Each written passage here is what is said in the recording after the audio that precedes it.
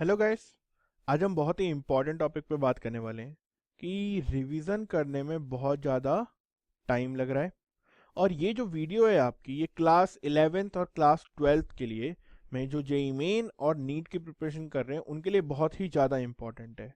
क्योंकि इस लेवल पे रिवीजन करने में टाइम ज़्यादा लगता ही लगता है, तो ये हर बच्चे की प्रॉब्लम है। और शॉर्ट नोट्स चाहिए होते हैं सभी को कम टाइम में रिवीजन करने के लिए। तो मैं आपको पहले बता दूं कि मैं आपको कोई शॉर्ट नोट्स प्रोवाइड नहीं करूंगा इस वीडियो में। मैं आपको तरीका बताऊंगा कि जिससे आप शॉर्ट नोट्स बना पाएं क्लास 11th के स्टूडेंट। और जो बच्चे क्लास 12th में हैं उनके पास टाइम तो नहीं है शॉर्ट नोट्स बनाने का, लेकिन वो क्या करें, इफेक्टिवली रिवाइज कर पाएं। तो कम टाइम में आप रिवीजन कर पाएं, या फिर मैं बोलूंगा उतना ही टाइम आप रिवीजन के लिए दें, लेकिन जितनी आप अभी तक उससे रिजल्ट इंप्रूव होता था अब उससे ज्यादा इंप्रूव कर पाए, उसकी मैं आपको तरीका बता रहा हूं। तो गाइस चलिए स्टार्ट करते हैं। तो गाइस, हम सभी बच्चों जानते हैं कि यार कुछ हमारे स्ट्रॉन्ग चैप्टर होते हैं प्रिपरेशन के दौरान और कुछ वीक चैप्टर्स होते हैं। अब उन दोनों की रिवीजन में स्ट्रेटेजी में डिफरेंस होना चाहिए, क्योंकि मार्क्स की जो हमारे उन चैप्टर्स में आते हैं उनमें भी डिफरेंस होता है। तो मेरा जो पॉइंट है कि आपके जो स्ट्रॉन्ग चैप्टर हैं, अगर आप क्लास 12th में पढ़ रहे हैं तो आपको जो आपके स्ट्रॉन्ग चैप्टर हैं उनको पहले रिवाइज करना चाहिए। और अगर आप अभी क्लास 11 में हैं तो आपको आपके वीक चैप्टर्स को रिवाइज करना चाहिए। इसका सिंपल सा रीजन ये होता है कि जब आप क्लास 11th में हैं तो आपके पास रिवाइज करने के लिए टाइम बहुत ज़्यादा है, आप अपने वीक को भी स्ट्रॉन्ग में कन्वर्ट कर सकते हैं। सिमिलर सीन आप क्लास 12th में भी अपने वीक को स्ट्रॉन्ग में कन्वर्ट कर सकते हैं, लेकिन उस केस में आप ये नहीं कर सकते कि आपका कोई स्ट्रॉन्ग टॉपिक है आप उसे छोड़ के वीक पे काम करने लगे। तो पहले अपने स्ट्रॉन्ग पे होल्ड रखते हुए देन वीक के ऊपर हम आएंगे। अब अगर आप क्लास 12th में हैं तो मैं आपको पहले बता दूं, किसी भी एक चैप्टर में मैं पहले बात करूंगा मैथ्स के लिए और फिजिक्स के लिए और फिजिकल केमिस्ट्री के लिए। बायोलॉजी, इनऑर्गेनिक केमिस्ट्री और ऑर्गेनिक केमिस्ट्री के लिए अभी मैं बात नहीं कर रहा हूं। तो अगर आपका स्ट्रॉन्ग चैप्टर है तो उसके लिए आपको क्या करना है, जैसे आप कहीं भी ट्यूशन पढ़ते होंगे, कोचिंग पढ़ते होंगे, तो रीडिंग के लिए सबसे पहले आपको चैप्टर पढ़ना होगा। और पढ़ना कैसे, आपको 45 टू 60 मिनट ये मैक्सिमम टाइम है। अगर ये आपका स्ट्रॉन्ग टॉपिक है तो आपको उसे कंप्लीट कर देना है। अगर आप जेईई मेन और नीट के लिए प्रिपेयर कर रहे हैं तो 45 से 60 मिनट में जो भी फॉर्मूला है, जो भी इंपॉर्टेंट चीजें हैं, उन पे एक बार नजर मारो। 45 से 60 मिनट, मैक्सिमम 60 और 45 मिनट के बीच में, देन हो गया। अब क्या करना है, नेक्स्ट 5 आवर्स तक आपको कम से कम 5 आवर्स आपको उस चैप्टर के क्वेश्चन सॉल्व करने ही करने हैं। क्योंकि यार जेईई मेन और नीट ना न्यूमेरिकल क्वेश्चंस ज्यादा आते हैं, तो अगर हम रिवाइज नहीं करेंगे, क्वेश्चंस की प्रैक्टिस नहीं करेंगे तो मार्क नहीं आएंगे। तो प्रैक्टिस यहाँ पे सबसे ज्यादा इंपॉर्टेंट है। रीडिंग इतनी इंपॉर्टेंट नहीं है जितनी आपकी प्रैक्टिस है। अगर आप किसी चैप्टर में बहुत ज्यादा अच्छा स्ट्रांग होल्ड है कि आपको रीडिंग की भी जरूरत नहीं है, तो ये जो ऊपर का 1 घंटा हमने रीडिंग में दिया है उसे भी आप प्रैक्टिस में डाल के 5 का 6 कर दो। लेकिन प्रैक्टिस यहाँ पे आपके लिए बहुत ज्यादा जरूरी है।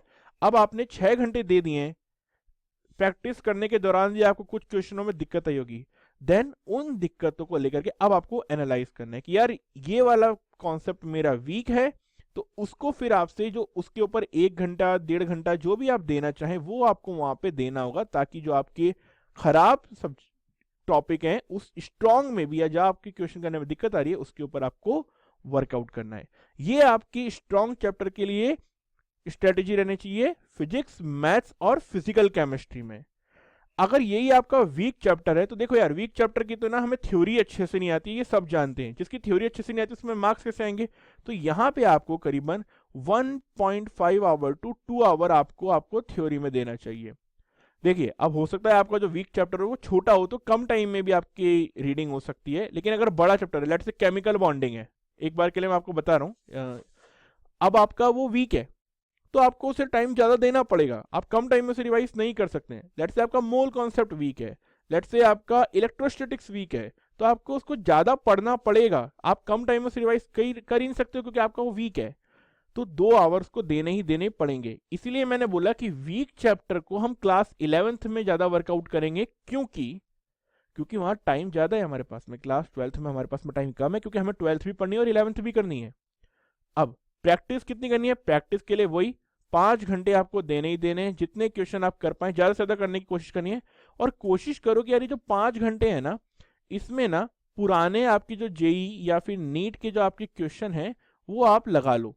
इससे बेनिफिट क्या होगा यार, आपको आपका कॉम्पिटिटिव एग्जाम्स के जो क्वेश्चंस का जो डिफिकल्टी लेवल है उसका आइडिया लगेगा। एंड सेम बाकी की प्रोसेस सेम, आपकी 1 आवर एनालिसिस करना है, ठीक है। तो ये आपका पूरा है सिनेरियो किसके लिए? मैथ्स, फिजिक्स और फिजिकल केमिस्ट्री के लिए। अब अगर मैं बात करूं ऑर्गेनिक, इनऑर्गेनिक और बायोलॉजी के लिए, तो टोटली डिफरेंट स्ट्रेटेजी हम यूज करने वाले हैं। एक चीज बायोलॉजी, ऑर्गेनिक और इनऑर्गेनिक के लिए भी सेम है कि स्ट्रॉन्ग चैप्टर से स्टार्ट करेंगे 12th में और वीक से स्टार्ट करेंगे 11th में।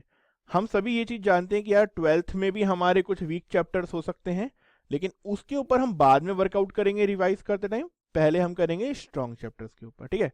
अब यार रीडिंग ज्यादा इंपॉर्टेंट है इनऑर्गेनिक, ऑर्गेनिक और बायोलॉजी में क्वेश्चन सॉल्व करने से ज्यादा।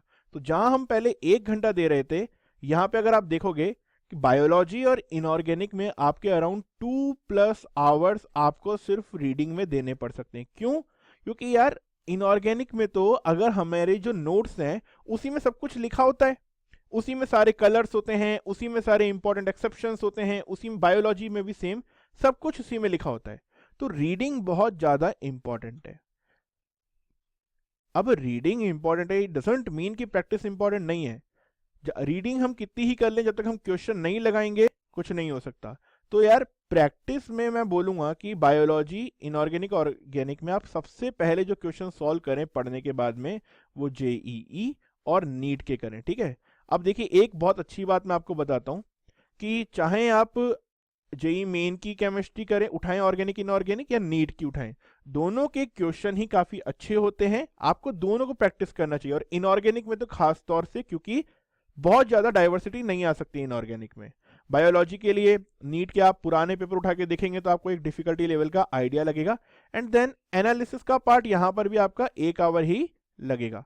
बट बहुत सिंपल सी बात है कि आपको प्रैक्टिस में दोनों ही केसेस में 5 आवर देने ही देने। कम से कम हम ये मान ले कि 5 आवर देने का मीनिंग है 4 to 5 आवर, तो हम 150 से 200 क्वेश्चन बायोलॉजी में लगा लें रिवाइज करते टाइम पे। तो इस चीज का आपको ध्यान रखना है। अब इस केस में मैं चाहे मैं 11th में हूं चाहे मैं 12th में हूं, चाहे आपका वीक चैप्टर हो चाहे स्ट्रॉन्ग चैप्टर हो, रीडिंग आपको ज्यादा करनी पड़ेगी, क्योंकि ऑर्गेनिक में रिएक्शंस आपको याद करनी है। अब यार एक बहुत अच्छी बात हो सकती है कि अगर आपका स्ट्रॉन्ग चैप्टर है तो यार आपको चीजें याद हों। अगर आपको चीजें याद है तो जो आपका 2+ आवर्स है ना, ये कम होके 1.5 तक जा सकता है। लेकिन मुझे लगता है कि 1.5 से कम होना बहुत ही मुश्किल होता है।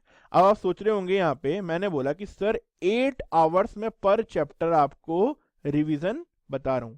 तो देखो बेटा, हम जेई मेन और नीट के लिए पढ़ रहे हैं। अगर आपको लगता है कि वो जो एग्जाम से पहले आप जो बैठ करके नोट्स पढ़ते हैं, सिर्फ नोट्स पढ़ते हैं, उससे बहुत ज्यादा ड्रास्टिक चेंज आएगा आपके मार्क्स में, तो गलत बात है। 8 आवर्स में आपको जो रीडिंग, प्रैक्टिस और एनालाइज, ये तीनों चीजें मिलके आपका इंप्रूवमेंट होगा। किसी एक चीज से इंप्रूवमेंट नहीं हो सकता है, क्योंकि ये एक क्यूमुलेटिव प्रोसेस है। अब ये बात ही किस तरीके से रिवाइज करना है, तो 8 घंटे से 7 घंटा आपको पर चैप्टर देना होगा रिवीजन के लिए। लेकिन अब अगर आपके पास शॉर्ट नोट्स है तो आप ये जो रीडिंग वाला टाइम है इसे आप बचा सकते हो। तो अभी आपको शॉर्ट नोट्स कहां से मिलेंगे, कैसे मिलेंगे, वो बात कर देता हूं। तो समस्याओं की सबसे बड़ी समस्या शॉर्ट नोट्स नहीं है सर। तो देखो, जो बच्चे बोर्ड्स के लिए पढ़ रहे हैं उनको मैं बता दूं, अगर आपका सिर्फ और सिर्फ मोटिव बोर्ड्स के एग्जाम है, तो आप चाहें तो अपने फ्रेंड से या आपके जो पुराने सीनियर्स रहे हैं या कोई भी जहां से भी आपको नोट्स जुगाड़ सकते हैं, मैं प्रॉपर बोल रहा हूं, जुगाड़ सकते हैं, जुगाड़िए। और कोशिश करिए कि जिन बच्चों के मार्क्स 95 या उससे ज्यादा रहे हों उनसे नोट्स जुगाड़िए, क्योंकि उन्होंने उस तरीके से लिख रखा होगा अपने नोट्स में जो बोर्ड्स के लिए पढ़ रहे हैं। अगर स्टिल आपको लगता है कि आपको अपने नोट्स से ज्यादा समझ में आता है तो कोशिश करिए बनाने की, बहुत अच्छी बात है। लेकिन अगर बोर्ड्स के पॉइंट ऑफ व्यू से आप देखेंगे तो चाहे आपके फ्रेंड्स के या सीनियर के नोट्स हो या आपके खुद के नोट्स हो, कई यूट्यूब पे भी कई चैनल हैं जहां पे आप देख सकते हैं कि उन्होंने शॉर्ट नोट्स या उनके बनाए हुए नोट्स पब्लिक कर रखे हैं, तो आप वहां से भी देख सकते हैं। हाँ, एक और बात, बोर्ड्स के लिए यार जितने भी फॉर्मूलाज हैं, उनके डेरिवेशन हैं, उनके पीछे की थ्योरी है, ये आपको याद होनी चाहिए, क्योंकि यही आपके बोर्ड्स के पेपर में बार बार पूछा जाता है। बोर्ड्स के लिए इतना सफिशिएंट है। लेकिन यार जो बच्चे अभी जेई मेन और नीट के लिए प्रिपेयर कर रहे हैं, मैं आपको पहले बता दूं, किसी और के नोट्स आपके किसी काम के नहीं है। अब एक बात सोचिए, एक बच्चा है जिसकी ऑल इंडिया रैंक 100 आई है, आपने उसके नोट्स ले लिए। अब उसने अपने नोट्स में, यार हो सकता है कि उसके लिए जो इंपॉर्टेंट होना, वो आपके लिए क्या बोलते हैं कि यार एकदम ही डिफिकल्ट टेबल हो कि आपको उसकी एबीसीडी भी नहीं आती। हो सकता है उसने इतना ज्यादा ब्रेक डाउन कर रखी है चीजें कि आपके लिए समझना बहुत ही मुश्किल हो रहा है इस टाइम पे। तो ऐसे केस में उसके नोट्स आपके काम की नहीं, क्योंकि उसकी अंडरस्टैंडिंग लेवल और आपकी अंडरस्टैंडिंग लेवल डिफरेंट है। तो अभी जो बच्चे क्लास 11th में हैं, आपको किसी से शॉर्ट नोट्स लेने की जरूरत नहीं है। Try to make your own short notes, keyword centric, कम लिख करके ज्यादा समझ में आए, और कोशिश करो कि उसमें ना छोटे छोटे एग्जाम्पल डाल दो हर चैप्टर में, ताकि जब आप रिवाइज कर रहे हो ना, तो आपको लगे अरे यार ये वाला क्वेश्चन तो अगर मैंने देख लिया ना, मुझे समझ में आ जाएगा सब। तो वो जो चैप्टर के आपकी जो एग्जाम्पल्स हैं, उन्हें भी शॉर्ट नोट्स में डालो। क्लास 12th के बच्चों के पास अभी बहुत कम टाइम है, कि आप देखेंगे कि 4-5 महीने बाद आपका जेई मेंस का पेपर हो जाएगा, एंड देन फिर बोर्ड्स भी देने हैं। तो सब कुछ करते हुए आपको क्लास 12th पे बहुत ज़्यादा फोकस करना है। अब आप क्लास 12th पे फोकस करते हुए, अगर आपने क्लास 11th के जो चैप्टर्स हैं उनकी शॉर्ट नोट्स नहीं बनाए, तो आप बनाने का टाइम नहीं है। तो कोशिश करो कि यार जो है, जो नोट्स आपके पास हैं, उनसे ज़्यादा इफेक्टिवली जल्दी जल्दी रिवाइज करो, रेदर देन कि यार इस टाइम पे दुखी होने से कोई फायदा नहीं है। तो जो बच्चे अभी क्लास 11 में, यार शॉर्ट नोट्स बना लो अभी, वरना अगली बार क्लास 12th में फिर आपको भी क्या होगा, रिवीजन करने में ज़्यादा टाइम लगेगा। तो शॉर्ट नोट से कम टाइम में ज़्यादा रिवाइज होता है। और सबसे ज़्यादा शॉर्ट नोट्स इंपॉर्टेंट होते हैं वो बायोलॉजी और केमिस्ट्री के लिए होते हैं, क्योंकि मैथ्स में क्या होता है, फॉर्मूला, मैथ्स और फिजिक्स में फॉर्मूला होते हैं, फिजिकल केमिस्ट्री में फॉर्मूला होते हैं, जो हमारे लिए ज़्यादा इंपॉर्टेंट है। उसके अलावा जो थ्योरी होती है वो हम 1 घंटे में रिवाइज कर सकते हैं। लेकिन बायोलॉजी, ऑर्गेनिक और इनऑर्गेनिक केमिस्ट्री में ये टाइम ज़्यादा लग जाता है। तो इन सभी बातों का आपको ध्यान रखना है, ठीक है।